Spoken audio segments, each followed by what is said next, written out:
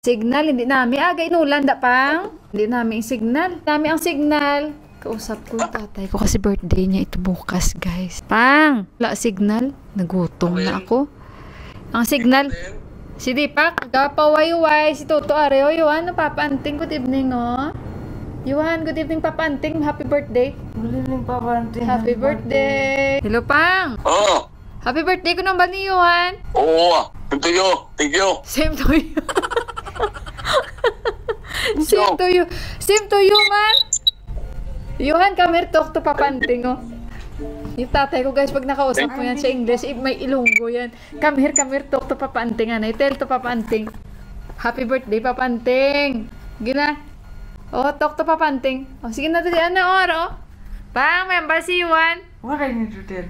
Oh, Happy birthday, Papa Happy Anting. birthday, Talk to Papa him in, Anting. how are you, Papa? How are you, Papa Anting? Pang, how are you? Kuno, Pang? ha? How are you? Ambalia, how are you? Fine. Tawa si Mapila ka na pang 7. Mapila ka na pang. Ay, wala, nahulog yung mic ko. Mas 75 ka na? Gawin na mo. Mas 75 ka na pang? Mas signal.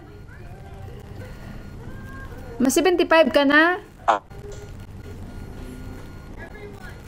Ay, ang signal. Diyos ko, hindi maganda yung signal. Pang, mapila ka na pang mas 75? Pwede ito. Ako na, yung G5 man. Pinito lang ko yan. Takot yung tatay ko. Sabi niya, ano ka ba naman? 72 pa lang ako. Kaluyan nang gaan, kapasang mahal nga Ginoo, maayong lawas pang. Kaluyan, gid pang makapuli kami bakasyon. Sige lang mga muyo lang kita. Pasensya lang gid ko. Wala gid ko regalo pa mo. Sige lang kaluyan lang gid. Wish mo sa birthday mo. May lawas pag-alawi. Ikaw bravo to ka Bernaldo, pag may Bernaldo, dito Bernaldo. Wala pa nga hindi pa nga natapos. Ano wish mo? Ha? Ano wish mo? Sa birthday mo. Pangamuyo lang. Kabay ba? Kabay nga taganya ko birthday, pag iliwat mo kayo na damo birthday. Oo, kaluyan natagin na sa mahal nga Ginoo ah.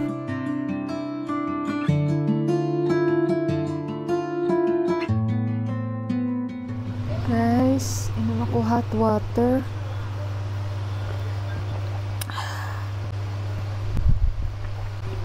Palamig-lamigin ko muna. So ngayon, nandito na kami ni Yuhan sa bed, feeling relax na kami and si Deep. So ang oras dito is 9:53 guys. Ayan. So nakausap natin yung papa ko kanina. And yun na nga, birthday niya bukas. And happy birthday sa aking pinakamamahal na papa. Ayun. Pray lang na yun, magkita din kami soon. O diba soon? So mag-pray lang kung ano man ang ibigay sa atin ni Lord. Kung ibibigay niya yon ang time na yon. Ayun. Basta yon. So dito kami ni Yuhan. Nandiyan na si Yuhan oh. Kagabi, ano yan, tumabihan sa akin si Yuhan. Ayan, nakita nyo, mayutan po na ako dito. Dahil Yuhan, good night po! Yes, bukas kikitain na natin yung mga kababayan natin. Magkita-kita na po kami. Ayun, nag-message na sila sa akin and thank you Lord na nandito na sila. Ayun, titingnan natin kung mahihain sila sa camera at kung mahihain man, i-respect natin yun, i-blur ko na lang. Hopefully bukas talagang tuloy na makita natin at makilala natin sila. And ayun, at saka magpapasalamat ako sa inyong lahat sa lagi niyong pagsuporta. And ayun guys, and good night at saka happy birthday again sa aking pinakamamahal na papa and I love you pang kabalo ka gid na plangga tagid ka and plangga ka namon tanan-tanan gina-wish ko gid nga good health ang permise mo kag basta palangga ka namon pang. I love you all and good night guys. Bye bye. Thank you again. See you again tomorrow. Good morning guys. Happy ano ba ngayon? Tuesday. Kakaalis lang ni Yuhan. Tingnan yung aking breakfast. Ayan. Ang aking breakfast ay saba. Pinaano ko sa asukal. Banana Q. pero walang oil. Hayaan lang natin with low fire. So alam nyo ba guys, hindi ko alam bakit na-insomnia ako kagabi. Hindi ko talaga alam. Although naka-idlip ako, konting idlip lang, hindi malalim na idlip. Sandali kasi nanonood ako ng Rafi Tulfo. Ay, hindi nyo ko nakikita yan. Good morning sa inyo ulit and happy Tuesday po sa ating lahat. Mag-Japanese tea tayo. Insomnia ako kagabi.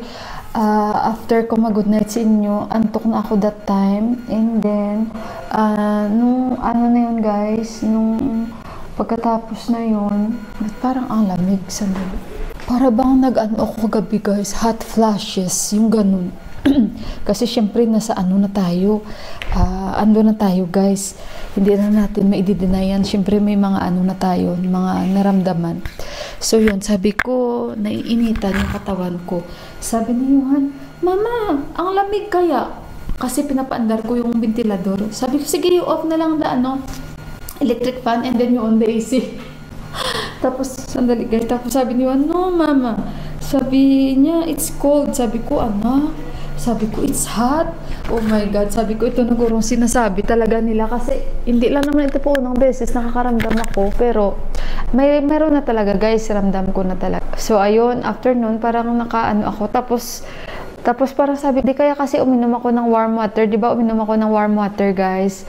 So, ayun. Baka, tapos, wala. Maya-maya, parang nag-fade lang siya. And doon, naramdaman ko malamig nga. So, ayun. At mamaya, may appointment tayo, 11:30. Siguro kami pupunta doon. Kasi yun ang time na binigyan niya, 11 or 11:30. Punta tayo sa hotel nila. And of course, kitain natin sila guys. So ngayon, yan yung aking breakfast. And sandali muna guys, titingnan ko guys. Balik. So ito na guys yung sabaw. Believe me or not, mauubos kong ganito guys. Sabi ko sa inyo, malakas ako kumain pero hindi ako tumataba. Tingnan nyo ang samusa. Teka lang, pakita ko sa inyo yung samusa natin kahapon. Gusto ko mang kumain pa pero guys, pigil ako. Kasi ayoko uminit yung sikmura ko. Mabuti kahapon, hindi uminit yung sikmura ko guys. So ito yung ating breakfast. Japanese tea tayo at saka saba. Ako lang naman kasing kakain ito. So ayun, matutulog sana ako. Nagutom na ako sa sinasabi ng kapatid ko. Bami. Tapos ano pa ba sabi niya? Sinigang na baboy at bangus na prito ang niluluto niya. Kain daw sila, yung papa ko. Japanese tea. Mag-ingat kayo. My prayers are with you po sa mga kababayan nating nababagyuhan. Guys, dito na ako sa itaas. Meron akong sasabihan sa inyo. Diba guys, sila ni Deepak, tatlo yan sila talaga magkakaibigan na parang sobrang close. Dito lang yan sila lagi nagbe-birding. Tapos after ng birding nila guys, may kinakainan yan sila. Na kasi yan lang yung pinakamalapit na restaurant na lagi dyan sila at matagal na sila. Kumbaga in short, sila ay regular customer na po. Yung parang trusted na nila ang kinakainan nila lagi. Ngayon guys, ang nangyari kagabi, isang gabi, kasi di ba natulog dito yung kaibigan ni Deepak na si Winbay. Nung pagdating nila that night, nakainom sila pero hindi sila ganun na sobrang lasing. May dala pa nga silang alak. Yung sakan, siguro 3 piraso dala nila. Ngayon, kasi ganyan sila ni Deepak. Pag may makita silang bago na bird, nagsa-celebrate sila. So usually, ang ginagawa nila, dumadaan yan sila sa shop na yan or sa resto na yan, kain sila at mag 1 bottle, yung ganun ba, tapos uwi. So, lagi dyan sila guys, nakain. Pero si Deepak pala, nagsabi na siya nung last week na hindi na tayo kakain. Ito na yung last natin nakain dito. Kasi si Deepak, may ugali yan siya na tao na hindi ba siya mabusisi. Na kahit nagda-doubt siya, hindi siya mabusisi na tao. Hayaan niya na lang kasi ayaw niya ng arguments, ayaw niya makipagtalo, ganyan si Deepak guys, parang tatalikod na lang siya. Ako pag may gusto akong i-clear, ikaklaro ko talaga, diba kahit sino naman, pero si Deepak hindi siya ganun guys. Yan lang ang ayaw ko sa kanya, wala ba siyang bibig. Sinabi sa akin to ni Binbay kasi pag kumakain daw sila, parang alternate sila, parang nagkakaintindihan sila na siya naman yung magbayad, tapos ito naman yung magbayad, ganito naman yung magbayad. So, nung isang araw, ganito ang nangyari guys. Kumain sila doon. Tapos, 4 sila. Kasama nila yung isang parang brother ng kaibigan ni Deepak na sinabi ko kasi na isa siya sa malaking tao dito sa Kathmandu. So ngayon guys, pero very simple lang siya na tao guys, ha? Hindi siya hambog, hindi siya mayabang, basta hindi nyo siya guys makitaan na mayabang siya, very simple itong nangyari. Kumakain sila, nainom sila guys. Ang mga Nepalis guys, hindi mo yan guys mawawaisan sa pera. Kumbaga guys, ganyan sila kasinop sa buhay na masasabi ko, pero never sila talaga maisahan ba. Kahit mga kababayan nila lalo, ay naku, sabi ko sa inyo, pag sila nagbentahan yan, tatagal talaga, mauurasan talaga bago bilhin pa yung mga binibenta ng kalahi nila. Witness ko talaga yan guys. So ngayon ang nangyari, kain sila, nakainom sila. Hindi naman ganun na grabe yung inom nila. Kasi imagine nyo guys, ilang oras pa lang naman sila siguro doon. Umabot na sila agad ng 10,000 yung bill nila. So kaya ayun, kahit sila nung sinabi na 10,000, nagulat daw. Si Deepak naman daw, tumahimik lang talaga siya. Hindi daw siya talaga nagkibo. Tapos yung isang brother daw nagtanong, paano naging 10,000 ito? Kung tutuusin lang guys, magkano yung beer? Palagay natin, yung isang beer, yung pinakamalaki na beer, I think 400, kasi dito 400 sa amin, nasa 400 or 500 ganun.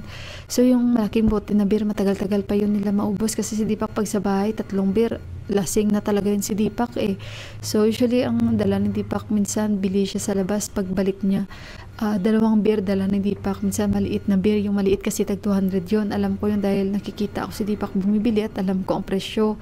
So kahit sila, parang nagulat sila, bakit, paano naging 10,000? Kahit siguro ako guys, no, hindi ako maniwala. Kasi, according kay Yubin Bay, ang nakain lang naman nila is 2 mumo na set. Sa 2 set na yon 24 pieces yon. Tapos isang buff meat daw. Tapos yun, nagulat lang talaga sila. So sabi nila, akala nila lasing kami. So, nagalit daw yung isang brother na gustong yon nang malaman niya kung bakit tingnan namin yung listahan. Nagulat daw sila sa listahan. Bakit ang dami namang na-order pala namin? Lang naman yung kinain namin. So doon daw nagalit, tapos sinabi daw ng restaurant na sige, i-adjust natin ito. So nung in-adjust daw, sabi niya sige, okay, from 10,000, 7,000 na lang. So doon daw parang nagduda na sila, kasi si Deepak talaga nagsasabi siya na hindi na tayo kakain sa restaurant na yon, hindi na tayo babalik dito, kasi nung last si Deepak nagbayad. Kasi daw parang hindi lang pa unang beses si Deepak nagbayad, sabi ni Yubin Bay. So si Deepak siguro naisip ko na talagang nabiktima talaga siya, kaya na-feel niya nung last, kaya nagsabi na siya, pero nagkaayaan sila ulit. So okay, go pa rin, kumain sila. So kagabi yung pinaka-last, at medyo, no, isang gabi, medyo daw may pagka-intense talaga, sabi sa akin ni Yubin Bay. Pero sinabihan daw nila yung isang brother nila na medyo galit, and yung parang isa, kulang yun yung sabi ko nga sa inyo na may kaya, na wala, tahimik lang talaga siya. So ayun, yung brother niya daw parang galit na hindi iklaro natin to, bakit ganito yung bill natin, tapos sasabihin nila 10,000, tapos sasabihin na lang nila okay, 7,000 na lang babayaran nyo, ito. So ngayon itong si Sanjay Day, binayaran niya daw guys, yung may alam nyo na, yung may kaya binayaran niya ng 10,000. Sabi niya, wag mong gawing 7,000 kasi sabi mo 10,000, diba? So hindi ko yan i-check yung listahan na ginawa niyo, dahil duda talaga ako, pero kuhanin mo ang 10,000, sabi daw niya. Tapos guys, sabi ni kagabi, nag-uusap sila din, nakaupo ako, nakikinig lang ako guys. Sabi nga ni Yubin Bay sa akin, tama si Deepak Baudjo, kasi sinabihan niya na talaga kami, kasi parang may na-feel ko na si Deepak kasi may ugali. Yun nga sabi ko sa inyo, hindi yan siya pala argue, hindi yan siya madaldal, hindi yan siya yung ganun ba, kaya lagi siya maluko ng kapwa niya dito. Nasabi ko na noon pa, kahit kaibigan niya, naluluko siya, yung ganun. So ngayon guys, dito natulog si Yubin Bay. Tapos kahapon na morning, binigyan ko tea si Yubin Bay. Sabi ko sa inyo, diba, ayun, nagkwento ulit siya sa nangyari. Same pa rin yung kanyang mga sinasabi. Kahit medyo nakainom sila nung gabi na yon, pero kay Deepak wala kami narinig, pero narinig ko si Deepak kagabi yun. Napag-usapan nila, si Sanjay Day, siya guys, nagpapulis siya, at pinaimbestigahan niya, at ayun, inimbestigahan, yung mga pulis pumunta doon, dito lang banda yan sa amin guys. naimbestigahan at ngayon guys sarado na yung restaurant nila. Sa kanila naman sabi nila nagbabayad naman kami ng maayos and regular customer na po kami nila. Di ba nga guys, ako kasi nagtrabaho ako sa McDonald's for the past 3 years, so kilala na talaga namin yung mga regular customer namin. Malayo pa lang pag pumasok na alam na namin kung ano yung mga nila in order nila, and syempre sila yung talaga yung aalagaan nating mga customers kasi sila talaga yung parang kumbaga trusted na talaga nila tayo, and of course trusted na rin natin sila na talagang parang halos na nakulang na lang magsikahan kayo ganito ganyan. So yun ang sabi ni Benbay na kilala na nila kami and kilala na rin namin sila, so bakit pa sila manluloko sa amin kasi nagbabayad naman kami ng maayos pag kumain kami doon, pag uminom kami doon, and akala nila kasi lasing na kami. Kaso lang, yun ang mali nila. Kaya, nung sinabi namin na bakit 10,000 ito, kasi guys, pag kumain kayo sa restaurant, sa totoo lang, pag 10,000, marami na yun guys. Napakadami na yun ng makakain nyo. Di how much more sila? Kahit sila, nagulat sila kasi alam nila sarado daw ngayon yung restaurant. Kaya parang siguro sabi ko, si Deepak talaga na biktima nila siguro. Kaya ganun. At saka hindi lang siguro si Deepak. At marami silang naloko din. Pero hindi maganda yung ganun guys na nanuloko kayo ng kapwa nyo. Hindi kayo talaga magtatagal ba? Kumaga, tsimpuhan talaga sila na tinraidor nila yung minabangga silang tao na hindi nila alam yung ganun.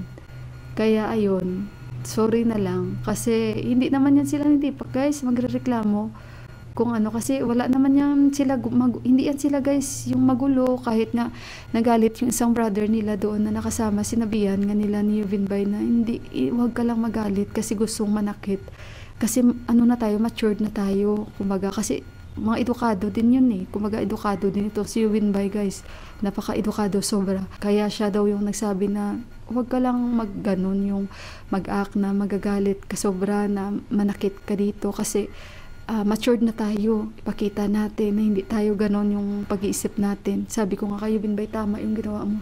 Sabi niya pero hindi mali ang ginawa nila sa amin yung ganon ba na hindi kami papayag kasi how come yung umabot kami sa 10,000 and hindi kami matagal doon and wala pa kaming bill na ganun na sa tagal naming kumakain sa kanila doon. So baka naisip nila na mga lasing na kami. So yun ang mali nila.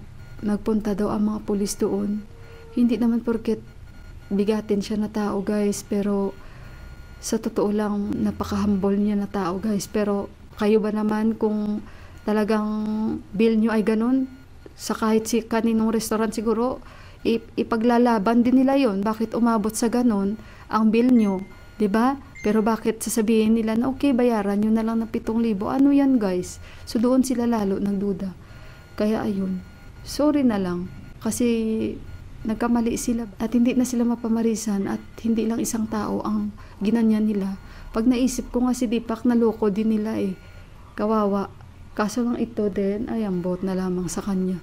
So kaya ayun, si Benbay pa nagsabi sa akin. Kaya ayun, sabi nga ni Benbay, kaya nga kami napunta dyan sa restaurant na yan dahil trusted na namin at lagi kami dyan. Tapos gaganyanin kami nila. Kumbaga lulukuhin kami nila. Paano pala pag lasing na lasing kami, sabi ni Benbay. At bayad lang kami. Siguro matagal na nilang ginagawa yan, sabi ni Benbay, pag may mga lasing. Sabi ko, ano ba ang cashier? Sabi niya, babae. Kung ano man, deserve nila yun kasi ang mga pulis dito sa Nepal, smart ang mga pulis dito guys. Sa totoo lang, nanalo nga yung pulis ng Nepal ng guys parang best. Matatalino ang mga pulis dito. Kahit man sabihin nyo na hindi advance ang lugar na to, pero okay ang mga pulis dito guys, sa totoo lang. So kaya, pag may nakita ang mga pulis naman na hindi tama, imbestigahan din yun guys, hindi yun biro. So bakit pinasara? Means may something nakitaan. Ayun, kaya sorry na lang talaga sila. Mali yung binangga nilang tao. Mali yung gusto nilang lukuhin na tao. Nakikinig lang ako, tapos nagtanong ako pa, kay Deepak. Nagtanong ako sa kanya. Ito, parang wala ka marinig, after 2 years ka pa niya sagutin. Yun lang ang mga nasagap ko. Pero yun, tama naman yung ginawa nila. Para hindi na sila maraming maloko, guys. Kasi sobra talaga yung pag 10,000. Oh my God, marami na kayong makain, marami na kayong maiinom. 4 lang sila. Tapos mga 2 hours lang sila ata doon. Ganon. Kaya sila dito, nagdala sila ng beer Guys, ay ambot mag-alas 10 na guys. Hindi ako nakatulog. Parang groggy talaga ako ba? So ayun guys, at babalikan ko kayo mamaya. Abangan nyo na lang yung aming pagkikita. God bless you all and happy Tuesday!